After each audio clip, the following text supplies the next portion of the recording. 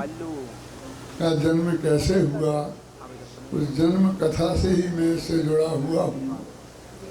यहाँ पर अपना एक शिविर था और उस शिविर करने के लिए पहले हमें स्वीकृति प्राप्त हो चुकी थी, फिर भी जब शिविर करने का मौका आया तो उसमें बहुत तरह की बाधाएं खड़ी हो गई।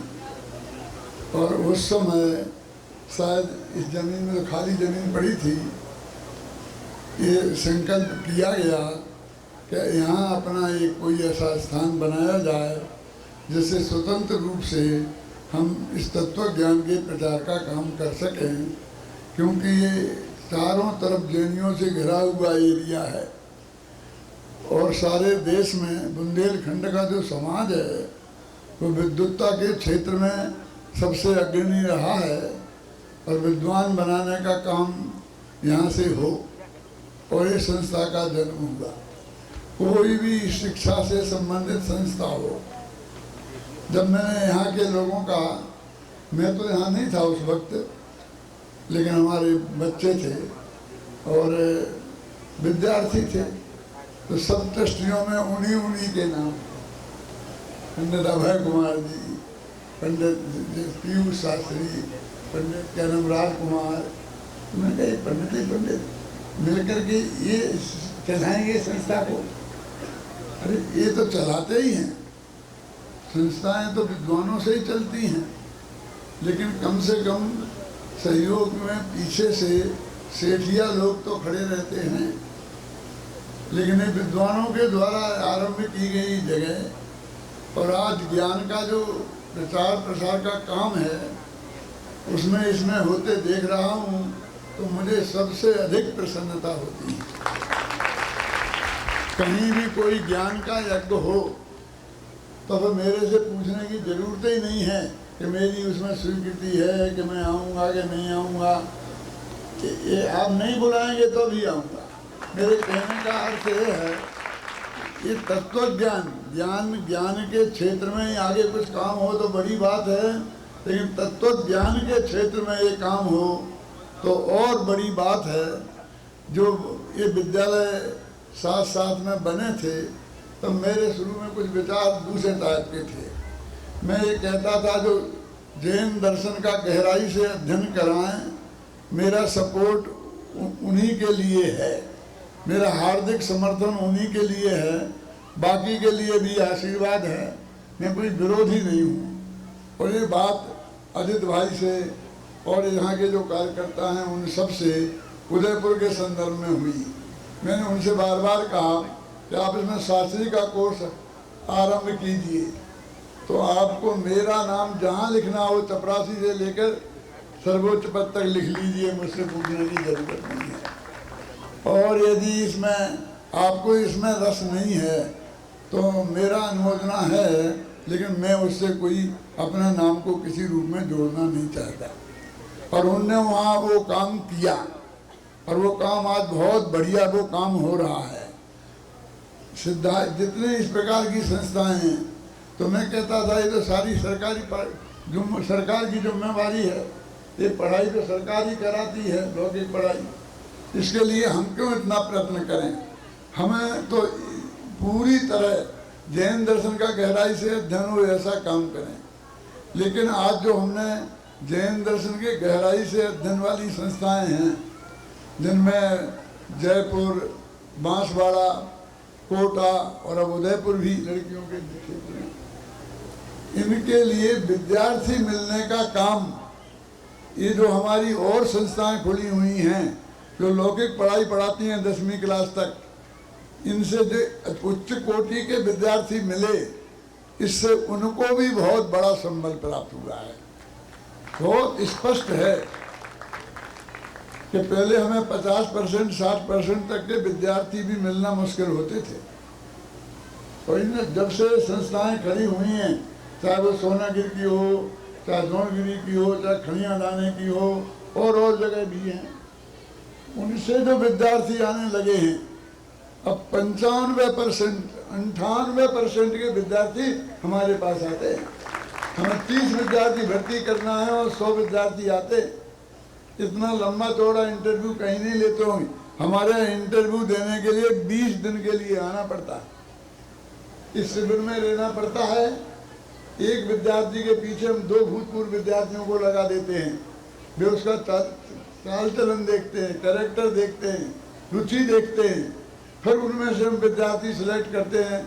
फ्री लॉजिंग, फ्री बोर्डिंग, सब तरह की सुविधाएं देते हैं और उन्हें जैन दर्शन का सर्वश्रेष्ठ विद्वान बनाने की कोशिश करते हैं। और आज जो हमने 1000 विद्वान बनाए हैं, जो सारे देश विदेश में फैले हुए हैं, वे उच्च कोटि के A1 विद्वान हैं। बड़े से बड़े विद्वान के सामने मेरे एक विद्यार्थी को खड़ा कर दीजिए, वो 19 साबित नहीं होगा। मैं ये कहता रहा हूँ और ये बात हमारे विद्यार्थियों ने करके दिखा दी। एक एक विद्यार्थी एक एक संस्था बन गए हैं। जहाँ वो बैठ जाते हैं वहाँ संस्था चल निकलती है। अभय कुमार, राजकुमार, ये सब ऐसे ही विद्यार्थी तो हैं। उनके साथ अजित भाई जैसे लोग लग गए हैं, सब तरह से जो साधन संपन्न लोग हैं, लेकिन असली काम तो वही लोग करते हैं।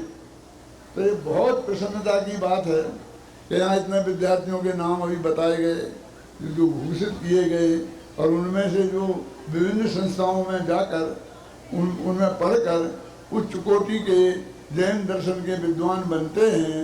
वो जैन दर्शन को अनंत काल तक, तो क्या कहें, पंचम काल के अंत तक ले जाने में समर्थ हैं। और इसके लिए मुझे बहुत बहुत प्रसन्नता है। और ये काम यहाँ पर हमारे भाई साहब चंद्रभान जी ने, ये भी 83 बरस के हैं और मैं भी 83 बरस का हूँ।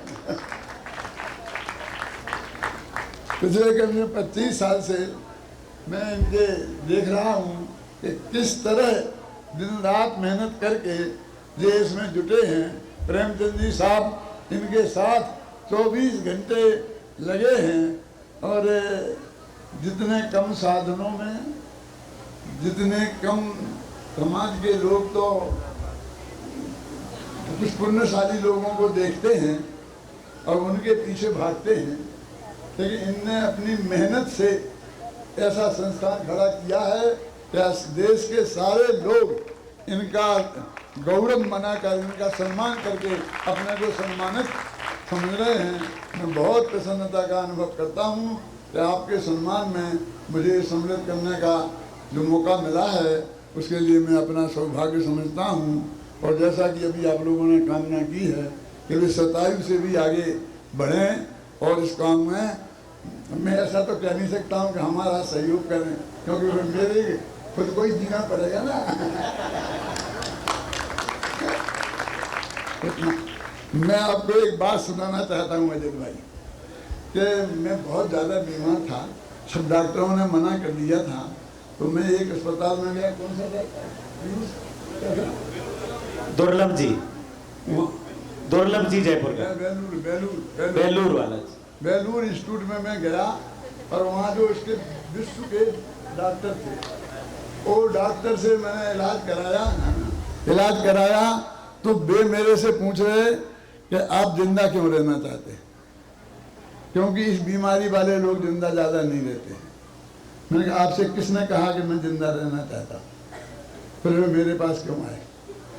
मैंने कहा कि आपका नाम विश्व में सुना था, अमेरिका में भी सुना था कि आप इस बीमारी के सर्वश्रेष्ठ डॉक्टरों में हैं, इसलिए आपके पास आया हूँ।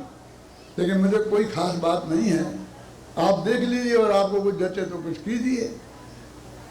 तो वो बोले कि अच्छा, यदि आप जिंदा रहेंगे 10-15 साल तो क्या करेंगे? मैं क्या बात करते हैं, मेरे पास बहुत काम है, मैं जो कर रहा हूँ वो ही करूँगा, मुझे कुछ दूसरा कुछ नहीं करना है, यही तत्व ज्ञान करूँगा। और नहीं भी रहूँ तो भी कोई चिंता नहीं है, क्योंकि मेरे विद्यार्थियों की फौज खड़ी हो गई है।